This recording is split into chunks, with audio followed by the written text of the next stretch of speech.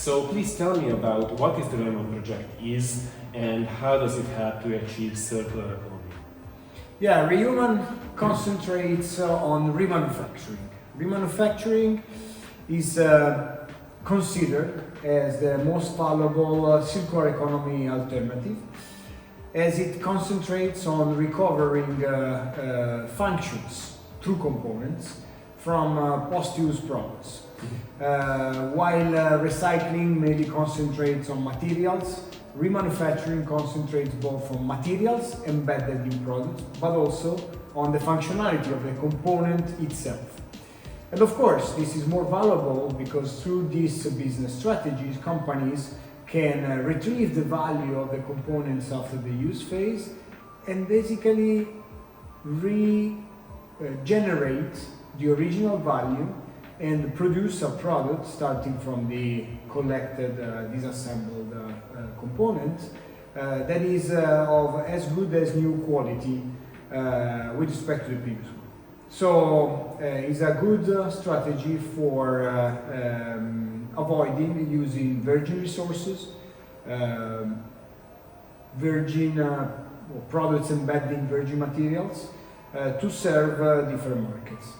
Nowadays, the remanufacturing serves mainly the aftermarket, so is designed to produce parts that go and replace parts during maintenance, for example.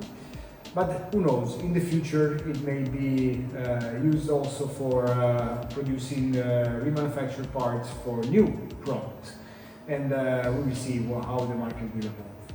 Now, where rEUman contributes to remanufacturing? Well, remanufacturing is typically a process that has to be applied to parts that come back from the market.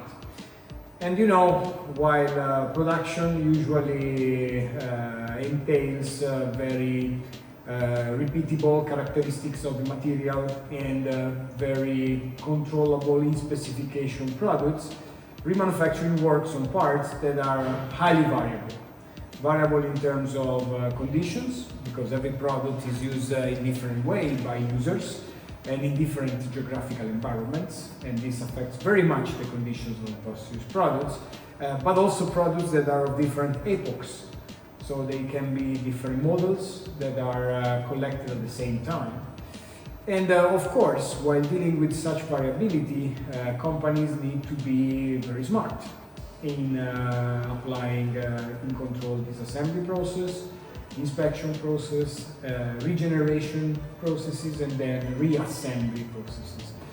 rEUman develops a whole set of technologies, and we will see more in details what technologies that are able to support humans in these operations. Why humans? Because remanufacturing is still a business case where human workload is highly involved.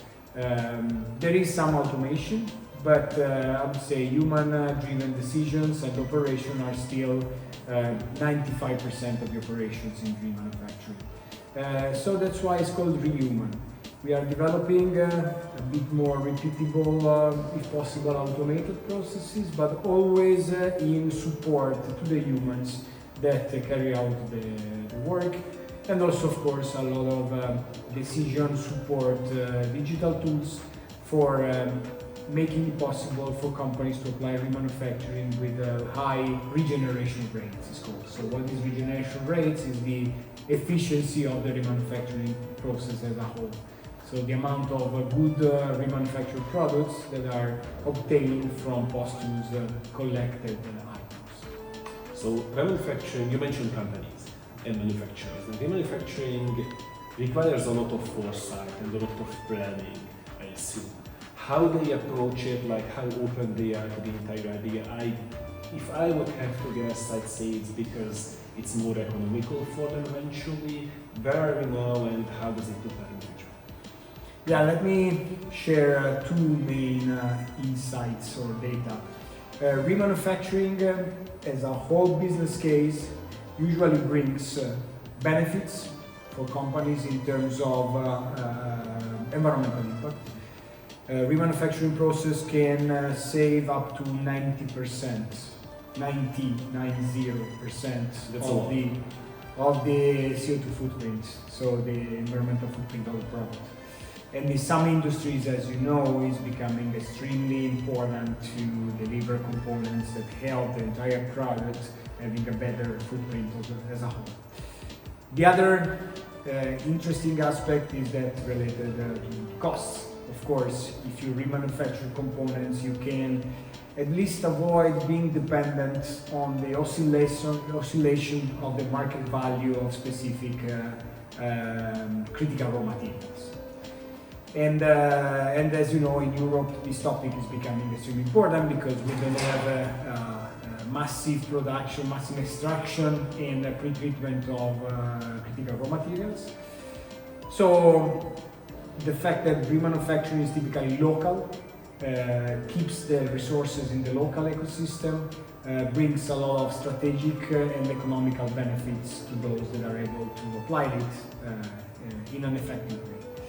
So we are talking about an extremely strategic business case for Europe as a whole.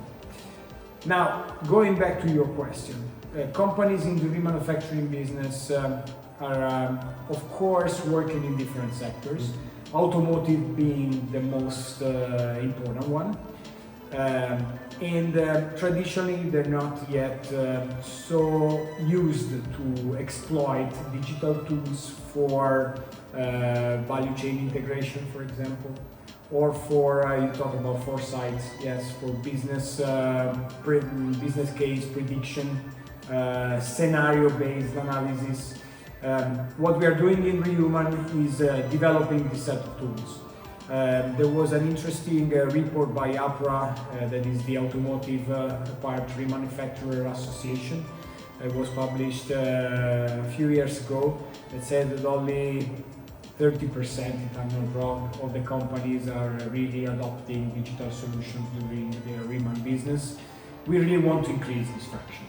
And through ad hoc, customized digital tools for business planning, on top of more process-oriented tools, we are really wishing to fill this gap towards the massive implementation of these tools.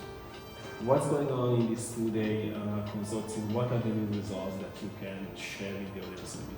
Yeah, so the project is still in the first part, but is making a transition to the development of the individual technologies at process level and tools at process and value chain level, from the conceptual phase, development phase, into the integration and validation phase. And for integration and validation, we mean that we are developing our tools not for the sake of development, but for getting them applicable to different use cases within pilots. So we have 3 macro pilots in rEUman and 5 specific use cases, each one having one end user connected. So the pilots range for more traditional companies or more mature sectors like automotive.